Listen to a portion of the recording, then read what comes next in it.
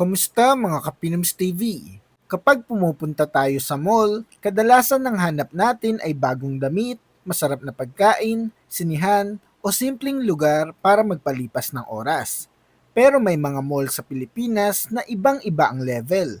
Pagpasok pa lang, mapapansin mo agad ang mamahaling boutiques, eleganteng interiors, high-end restaurants, at mga luxury cars na nakaparada sa labas.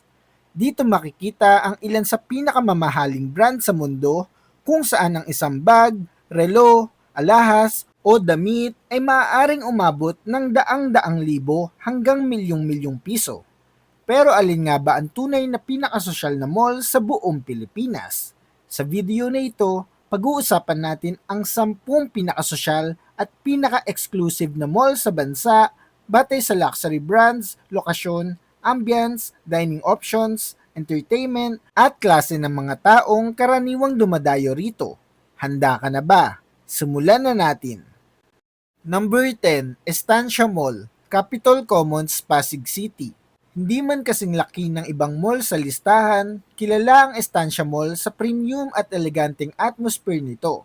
Bahagi ito ng Capitol Commons, isang mixed-use development ng Ortigas Land na may luxury residences, offices, park at lifestyle establishments. Dahil dito, pangunahing target nito ang professionals, families at residents ng upscale communities sa Ortigas. Premium lifestyle ang focus ng tenant mix nito, kabilang ang mga international at local brands sa fashion, home, beauty at dining. Mayroon ding Ortigas Cinemas, restaurants, cafes at specialty establishments, kaya hindi lang shopping ang dahilan ng pagpunta rito. Isa sa mga attraction nito ang mas tahimik at relax na environment kumpara sa malalaking mass market malls. Ang estimated daily foot traffic ng Estancia ay nasa 10,000 hanggang 20,000 mallgoers.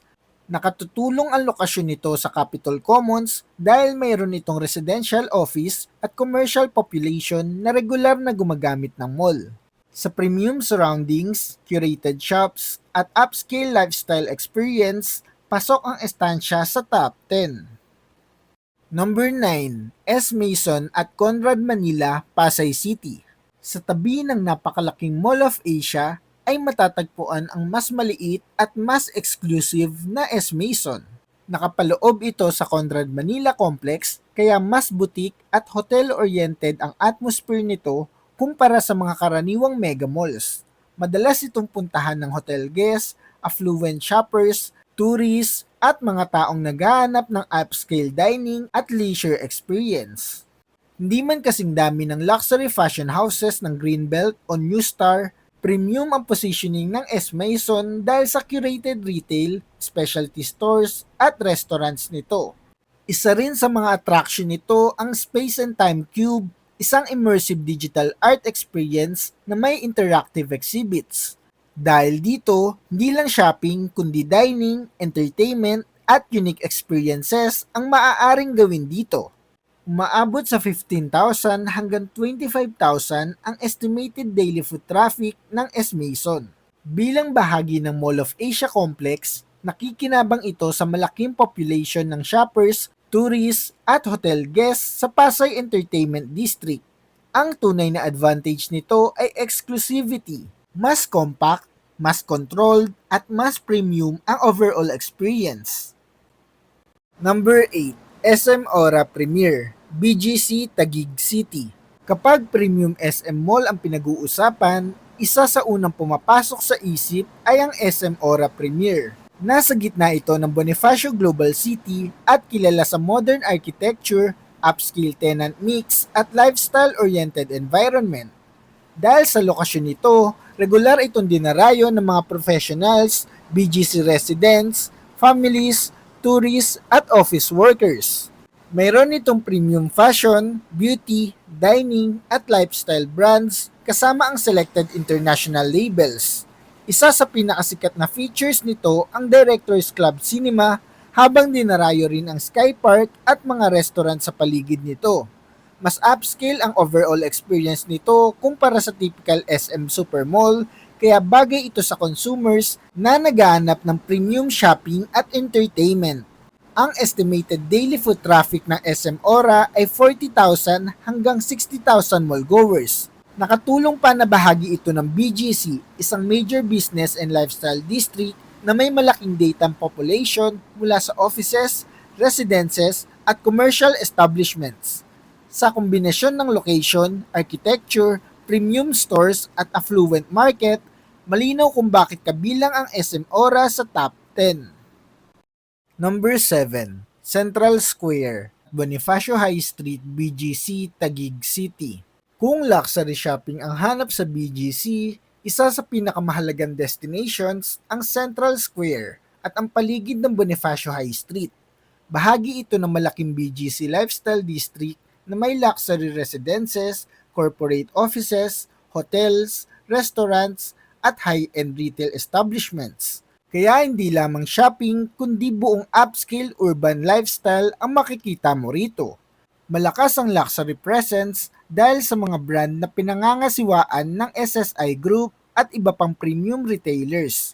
Kabilang sa luxury ecosystem ng area ang mga pangalan gaya ng Gucci, Prada, Bottega Veneta, Saint Laurent, Cartier, at iba pang international labels depende sa kasalukuyang store locations. Dinarayo rin ng high street para sa restaurants, cafes, open-air spaces, events, at weekend activities. May historical data ang BCDA na nagpakitang umabot sa humigit kumulang 156,000 kada araw ang foot traffic sa Bonifacio High Street bago ang pandemic. Hindi ito kasalukuyang Central Square only figure kaya hindi dapat ituring na present day count.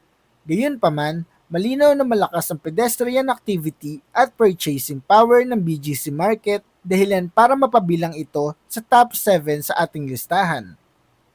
Number 6. The Podium, Ortigas Center. Tahimik, elegante at refined. Ito ang karakter ng The Podium sa Ortigas Center. Hindi ito umaasa sa napakalaking crowd para maging successful dahil nakatuon ito sa premium retail, dining, business meetings at lifestyle experiences. Dahil nasa Central Business District ito, malaki ang market nito mula sa executives, professionals, residents at affluent shoppers. Makikita rito ang iba't ibang premium fashion, beauty, dining at lifestyle brands kabilang ang luxury labels sa ilang specialty stores. Kabilang sa documented premium offering sa Podium ang mga brand gaya ng Prada, Salvatore Ferragamo, Ralph Lauren at iba pang international labels depende sa kasalukuyan tenant lineup. Dinarayo rin ito para sa upscale restaurants, cafes, wellness establishments at entertainment. Ang estimated daily foot traffic ng The Podium ay 30,000 hanggang 50,000 mallgoers. Dahil ito sa malakas na customer base dahil nasa gitna ito ng Ortigas Business District at napapalibutan ng offices, hotels at high-rise residences. Sa premium tenant mix, eleganteng ambience at affluent market nito, nakukuha ng The Podium ang top 6 spot sa ating listahan. Number 5. The Mall at New Star, Cebu City.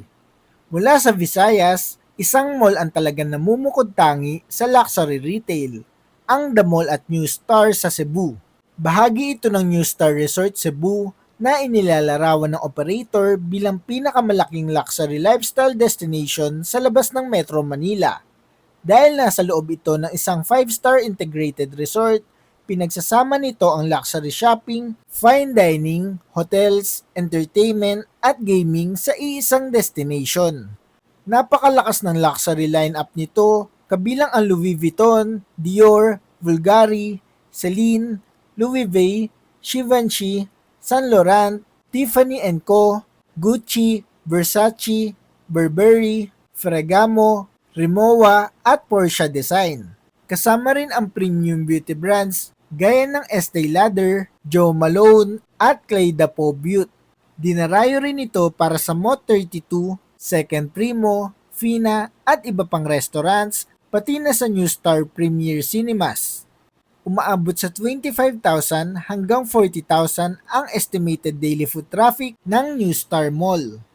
Ang malinaw ay ang target market nito ay affluent Cebuano families, tourists, hotel guests, business travelers at mga bisita naghanap ng luxury experience. Dahil sa lawak ng luxury brands at pagiging bahagi ng isang integrated resort, ito ang pinakamalakas na luxury mall destination sa labas ng Metro Manila. Number 4, Shangri-La Plaza, Mandaluyong City. Sa loob ng Ortigas Center ay matagal nang nakapwesto ang Shangri-La Plaza, isa sa pinaka-established na upscale mall sa Pilipinas. Direktang konektado ito sa EDSA Shangri-La Hotel at may higit 600 shops at restaurants sa main at east wings. Ang kombinasyon ng hotel, business district, premium residences at mall ang nagbibigay dito ng classy at sophisticated na atmosphere. Pinakamatingkad dito ang luxury lane na tahanan ng Gucci flagship store at iba pang luxury names gaya ng Givenchy, Yves Saint Laurent, Jimmy Choo at Bottega Veneta. Mayroon ding red carpet cinema complex na may 5 theaters at premium entertainment experience. Dinarayo rin ito para sa restaurants, cafes, fashion, beauty at specialty shopping. Umaabot sa 40,000 hanggang 60,000 ang estimated daily foot traffic ng lugar. Malaki ang regular market nito mula sa Ortigas employees, executives, residents, hotel guests at affluent families. Sa mahigit 2 dekada nitong premium positioning at malakas na luxury tenant mix, karapat dapat itong mapasama sa top 4.